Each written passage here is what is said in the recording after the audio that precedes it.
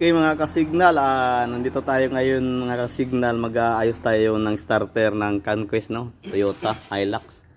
So ito po yung unit. Napakakinis pa mga kasignal. Nandito po yung driver. Oh. Sir, ano masabi mo yung bago yung sasakyan nyo, sir? Ayaw start?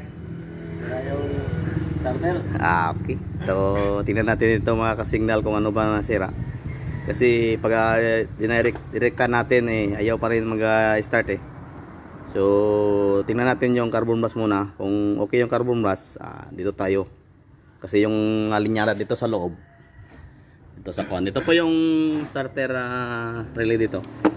Tingnan natin mga signal, no. So medyo mga signal. So kailangan natin ng ilaw, okay.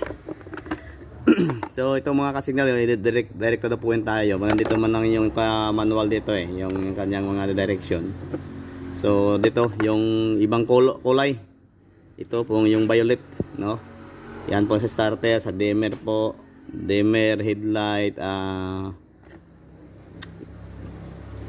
no. Tapos dito yung glow plug. So ito yung sa starter. So tingnan natin okay naman yung linyada at saka doon sa kanyang wire okay naman din. So wala tayong ibang pagdudahan dito. So tinanggal ko na.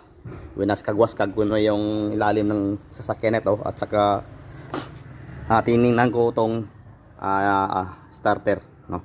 So what's up? So yan, Conquest po to. Start na yan. Kasi na-solve na natin yung problema.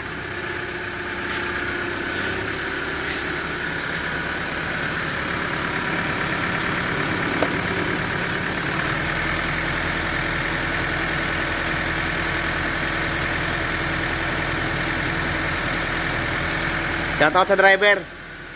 Out.